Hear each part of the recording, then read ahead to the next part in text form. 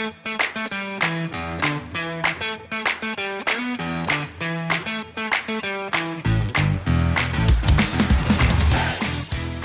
to Digital Marketing for Contractors, a podcast for home improvement contractors to help you crush your lead goals and take your business to the next level. Join us each episode as we give you powerful insights and practical tips on the best digital marketing strategies to help you grow your home improvement business. Let's get started. Hello, and welcome to Digital Marketing for Home Improvement Contractors. We are a digital marketing agency located in Raleigh, North Carolina, and we specialize in working with, guess what, home improvement contractors. And this is a podcast about digital marketing. We love being obvious. Yes. My name is Janet, and I am the founder and managing partner, and I'm here today with Caitlin, who is one of the co-owners and an account manager here. Hey, Caitlin. Hi, thanks for having me.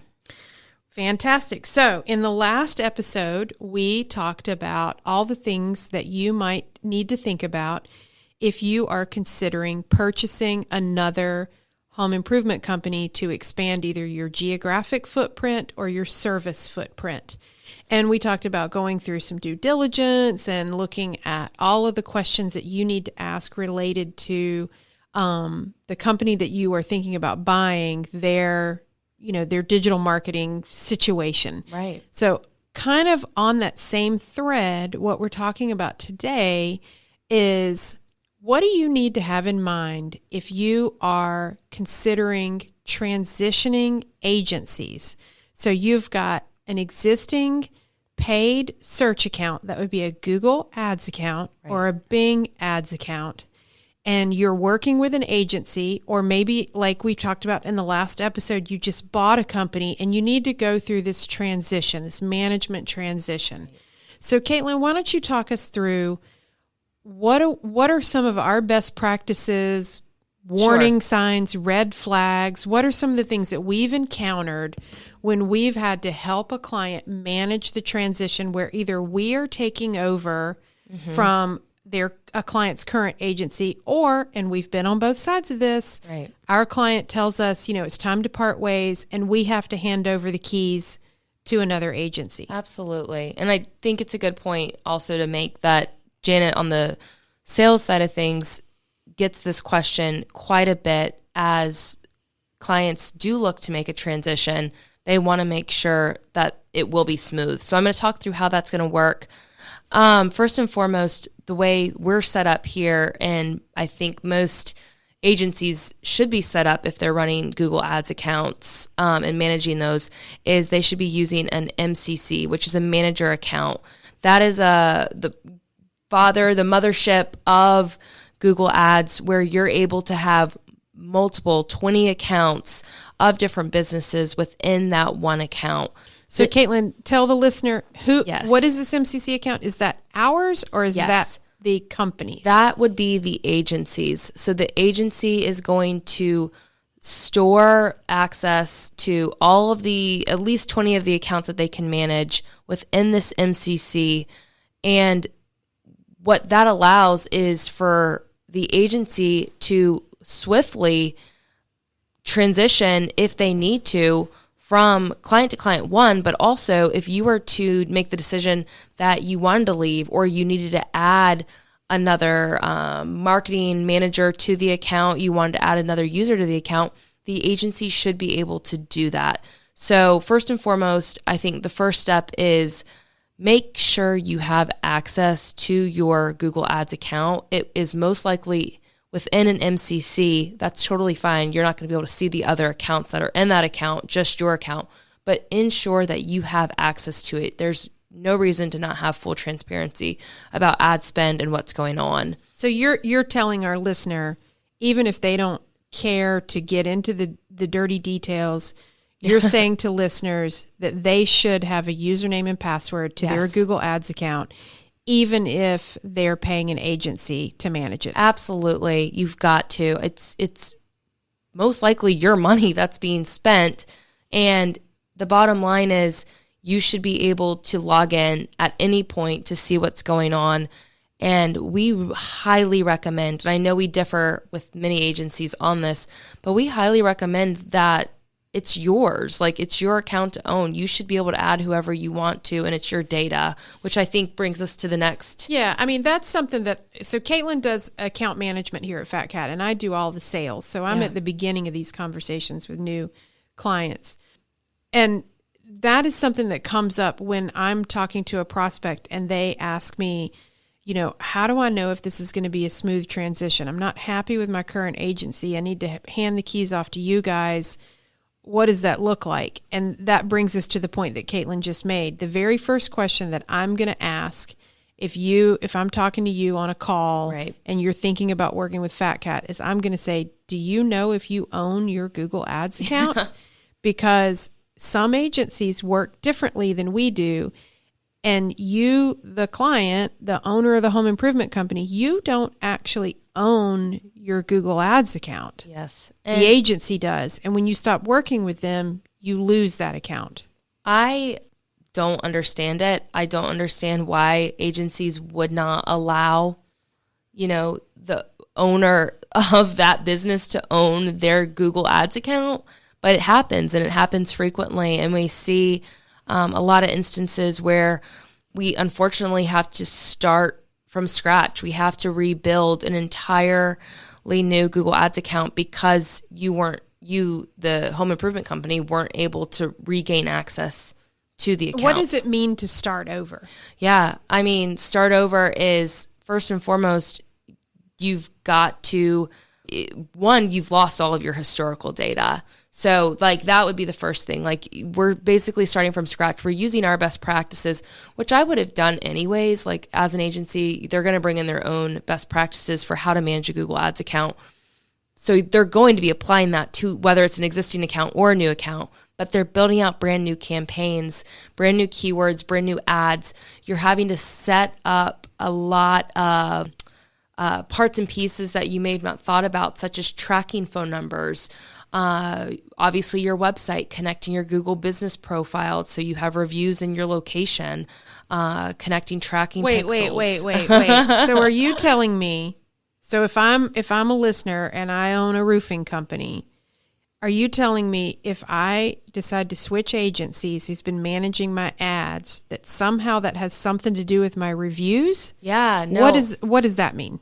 I know. And I'm not trying to scare you guys from not wanting to. No, this is all for educational purposes. Yeah. Because if something's just not working with an agency, it's not working, and you shouldn't be scared to make that transition. But the reason your Google Ads account is connected to your Google business profile, or it should be, is a way, one, to build credibility and highlight reviews. You have a setting where you can highlight your reviews on your ads as well as your physical business location, and you can run ads through that. So that does connect. So you use the word Google business profile. Yeah. What is that? I mean, I know we're talking about ads, and I'm asking questions that I know the answer to, but I'm an advocate for the listener here. So that's where the reviews are, right? Right. The moment you start to touch your Google Ads account, you're touching pretty much anything Google related. Oh. And Google related is going to be your Google business profile. It's going to be your Google Analytics account. There was another one top of mind. It'll come back to me, but Google Search Console. Yeah, oh my gosh, yes. Google Search Console definitely shows up. That's all Google. That's all connected. So, I mean, your YouTube account, that was the one that was top of mind, is going to be connected to your Google Ads. So making the transition is obviously, it sounds painful, but with the right agency and the right communication, I think there's a good process in place that you should have a checklist to follow, and that agency should be asking you for access to those things as you're making that a transition, assuming you're not going to receive the existing account. All of that to be said is assuming. Yeah, I think it's really there's a scenario A and a scenario B. Yes. Scenario A is you've decided to switch agencies, or we'll call it A and B. A is good and B is complicated. Yeah. In scenario A, you're either going to switch agencies, or you've grown to the point where you're hiring that that responsibility in-house. Right. You've decided to hire a marketing person who's going to manage your ads. So it's a good transition. You've got a good agency partner, and they are happy for your growth, and they are, everybody's going to be an adult in the room. In that scenario A, that I'm going to call good, the agency that you're parting ways with, they understand not everything lasts forever. They're happy to hand over passwords. Yep. They're happy to have you take ownership of the account. You're going to keep all your historical data. You don't need to worry about all the connections to Google Business Profile, to your reviews, to your YouTube channel. It's seamless. It's a transition, and everybody parts as friends and you shake hands. That's scenario A. Scenario B. Yes. For whatever reason, either the agency doesn't want to play nice, or in their terms and conditions from day one, when you started working with them, they told you, hey, man, you don't own this ad account. We do. Check them. They may not come out and tell you that. Check the terms and conditions. Yeah, check the terms and conditions. Yes. They probably didn't tell you that in the sales call. But, especially some of the bigger players in this industry, what they say is they have proprietary software, proprietary ad management software. They claim their methodology and their keywords or whatever is proprietary. And so when you leave, you don't get to take your ad account with you. Exactly. So that's scenario B that we'll call complicated.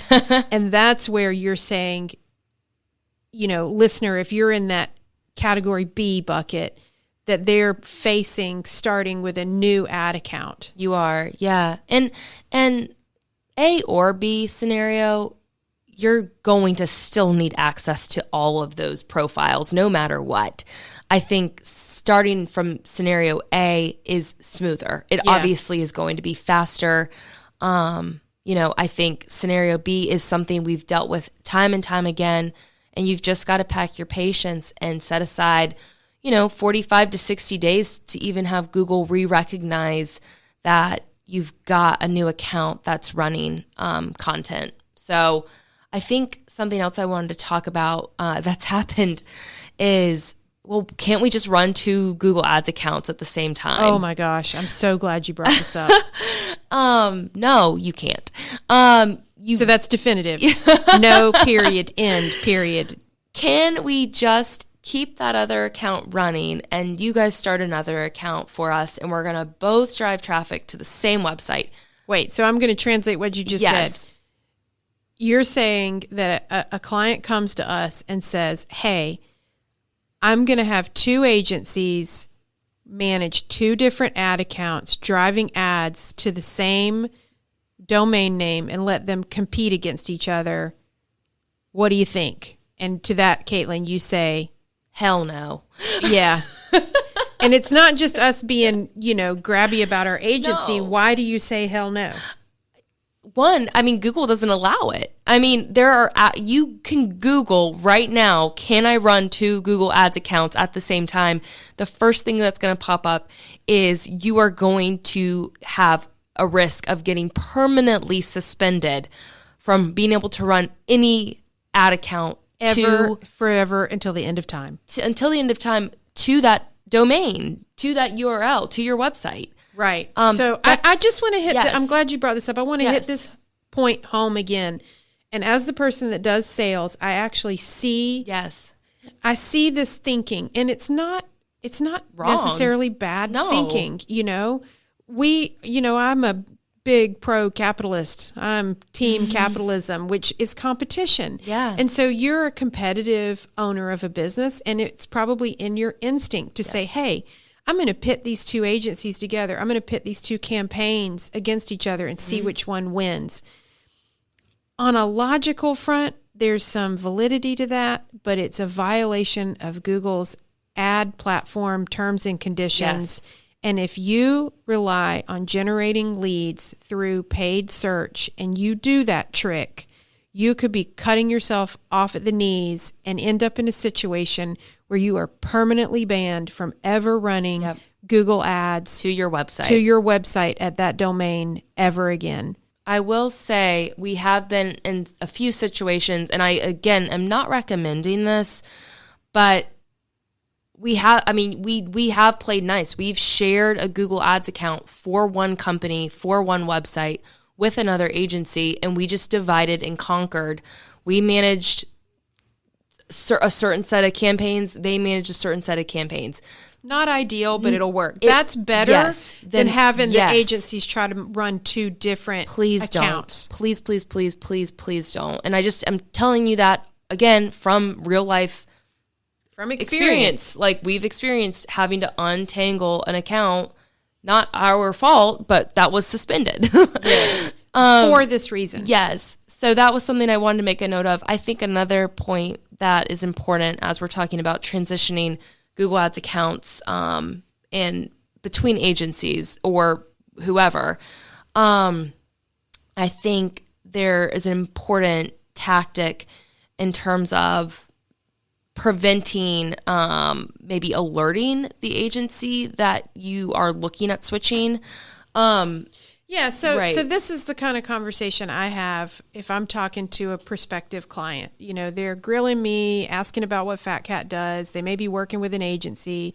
Maybe they're not happy with the agency, but some things are working and they worry, what's going to happen if I tell my current agency I'm thinking about switching? Are they just going to shut everything down? And that is definitely a scenario. It's a scenario, and it's a legitimate fear. It depends on the relationship you have with whoever is currently managing your ads, whether that's an individual freelancer or an agency. Right. If there's a scenario where there's not a lot of trust, and it is about trust and about adults being in the room. Yeah. If you feel like, I don't know if I trust these guys, here's what we recommend. Create a new email address at your domain name, something innocuous like marketing@mycompany.com. Right. Contact your current agency and tell them, hey, we're doing a little bit of cleanup. We want to get everything under one login. Will you please add this user to our current Google Ads or Bing Ads account with administrative privileges? Yes. That should not alert any flags to your agency. It's just you asking for access to your own account with a new user. Fair. Then you take that new user that doesn't have, any kind of private information about your company that you don't want to share. You give that to the new agency that you're talking to. Now the new agency can log in and kind of stealth and dig around and look like they're, marketing@yourcompany.com is the username, and it won't alert your current agency. Because let me tell you what happens if you get on a sales call with another agency and you give that new agency login access to your current ads account.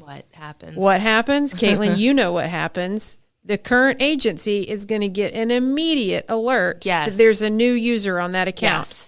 And then your current agency is going to see that the new user has competitораgency.com as an email address. Yes. And then if you were worried about alerting your current agency and worried about what they were going to do, Google already did it. Google did it for you, and they did it in a pretty awkward way. Yes. And now the conversations that you have with your current agency are going to be kind of defensive and tense. Sure. So that's definitely a scenario. That category B, that kind of complicated. Kind of gross. Let's talk about category A, not gross, but everybody's polite and professional. Yeah. What are those? That's really honestly what we encounter more of is the polite professional handoff. Yes. So what is the polite professional handoff? What does that look like? Polite professional handoff goes back to what I rambled on about at the top of this about the MCC. Usually what's going to happen is your current agency should be able to transition your account into another agency's MCC. And your agency is going to be able to give you information about exactly what email to add, what account ID to use, and all of that. So that is the most smooth, professional, seamless transition. Non-dramatic. Yes. So we're using this term MCC. Would you agree that umbrella account is perfect? So the umbrella account is the thing that the agency has, and they have all their clients under that umbrella. Yes. And what we're saying is in this smooth transition, both agencies are communicating with each other and your Google Ads account gets moved from one umbrella account to another. That's right. And in fact, I like to think that most of the time I'm the adult in the room. Like I said at the top of this podcast, we've been on both sides of this. We've inherited accounts from other agencies, and we've passed them off when clients decided that, it was time to switch gears. Yep. And when that happens, the best thing you can do is do an email introduction between the two agencies and let them work out the technical details. Absolutely. I mean, that is what we encounter in most because we know what we instances. want, we know what we need, we know we need to hand off. Yeah.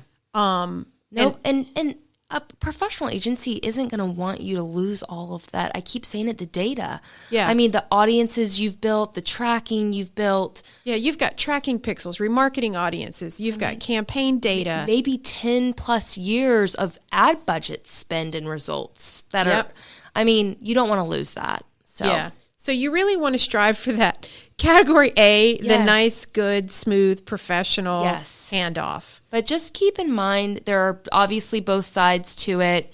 There are. And just, I hope this podcast helps you just be prepared about the opportunities. So we've created a checklist for, items to consider if you are currently working with an agency who's managing a paid search account and you are either thinking of bringing that in-house or switching to another agency. If you go to fatcatstrategies.com to our resources section, we have a PDF with some items to consider, a checklist that is free to download. We encourage you to go check it out, and we hope you find it useful. We also hope that you found this episode useful and that you will join us for a future one. So thank you for listening. Thank you. And don't forget to go to fatcatstrategies.com to our resources section and download the checklist about PPC transition. About PPC transitions. Yes. Thank you, guys. Thank you. See you in another episode. Bye. Digital marketing for contractors is created by Fat Cat Strategies. For more information, visit fatcatstrategies.com.